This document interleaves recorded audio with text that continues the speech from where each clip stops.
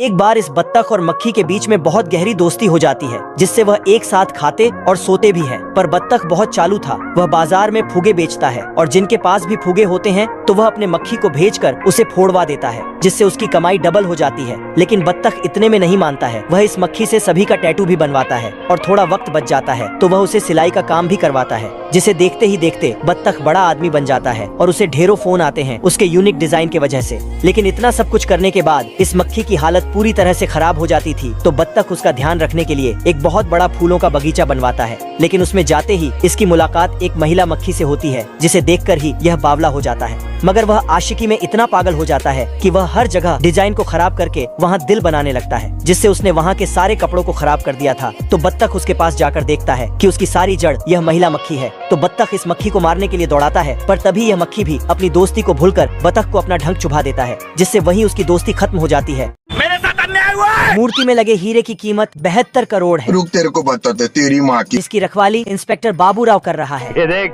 असली असली। यह चोर शेख बनकर आया बीवी जी नमस्ते। और बाबूराव को बम गिफ्ट किया। बाबूराव बम को एप्पल की तरह खाया। इतने तेजस्वी लोग हैं हमारे पास। तो नमूने ने भी ट्राई किया। भारी मिस्टेक हो गया। इस बार छमिया बनकर आया और अपनी कमरिया मटकाने लगा। हाय हाय होए होए, हाय हाय होए होए। क्या माल है यार। नमूने ने बाबूराव को एक धरा और हीरा चुराने गया तो मूर्ति ने इसके सर पर टपली मारी। मूर्ति ने नमूने को शक्तिमान बना दिया। भाई कौन हमको खेलेगा फ्री फायर? नमूने को गुस्सा आया तो इसने बम निकाल लिया। मूर्ति के अंदर बाबूराव बैठा था। जय हिंद दोस्तों। बाबूराव ने बम को लिया और कलर करके हीरा बना दिया। इसने नमूने का गिफ्ट उसी को वापस कर दिया। नमूना भाग कर गया और दूर जाकर फट गया। ये बाबूराव का स्टाइल है। घर पे चलो। बतख मुर्गियों को दाना चुगवाकर घर वापस लाता है तो सभी मुर्गियां अपनी चोली उतारकर नहाने चल देती हैं। फिर निरमा साबुन से रगड़ रगड़ कर खूब नहाती है।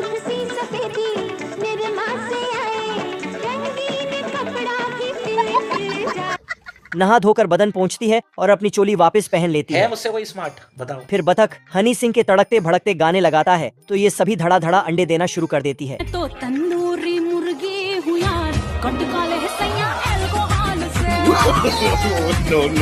नो। एक दिन में 1200 अंडे देखकर बतख का दिल गार्डन गार्डन हो जाता है। पैसा ही पैसा होगा। फिर वह अगले दिन सुबह ही सभी अंडों को मार्केट बेचने ले जाने लगता है। बतख को घर पर न देखकर भेड़िया मौके का फायदा उठाता है और मुर्गी चुराने पहुंच जाता है। जैसे ही ये दरवाजे में छेद करना शुरू करता है, मुर्गियां शोर मचा देती हैं। शोर सुनकर बतख दौड़ कर आता है।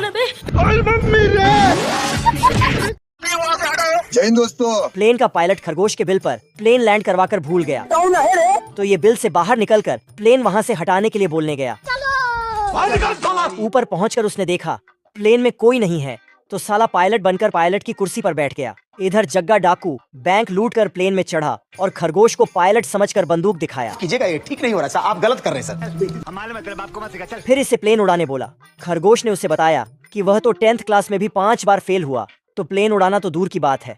पर डाकू ने उसकी एक नहीं सुनी, तो खरगोश ने भी इधर उधर देखकर एक बटन दबाया और प्लेन बिना रनवे के ही टेक ऑफ कर गया। बाप रे, नहीं नहीं नहीं नहीं नहीं नहीं नहीं, अरे नहीं। और पृथ्वी छोड़कर साला सीधा मार्क्स की ओर चल दिया। आज मैं मर गया भैया। तेरी बहन का। डाकू गुस्सा कर खरगोश के पास आया तो देखा साला ये तो किताब देखकर प्लेन उड़ाना सीख रहा है। ये बाबूराव का स्टाइल है। ये पापा की परी पैजामे में फूंक मारकर किस्ती चलाती है। उसे देखकर पापा के मगरमच्छों का मुंह पानी से भर गया। क्या माल है यार। फटाक से फूल लेकर ऐसी शर्त पर पतलू उसके लिए फल लाया। साली भूखड़ की औलाद बिना डकार लिए सब गटक गई, लेकिन ये बहुत प्यारी है, उसे खाली हाथ नहीं जाने दी। फिर मोटू अपनी किस्मत आजमाने आया। जंगल के सारे नारियल उसे पिला दिया। इसे भी एक प्यार भरा चुम्मा मिल गया। चिमकांडी खा पीकर पानी में गर्मियों के मजे लेने लगी। मोटू मौके पर चौका लगाने छलांग लगाता है। पानी के नीचे रॉन्ग नंबर लग गया। सॉरी। दोनों सर फिरे आशिक की तरह उसके लिए मार पिटाया करने लगे, लेकिन साला पापा की परी तो पापा के परे से पट गई।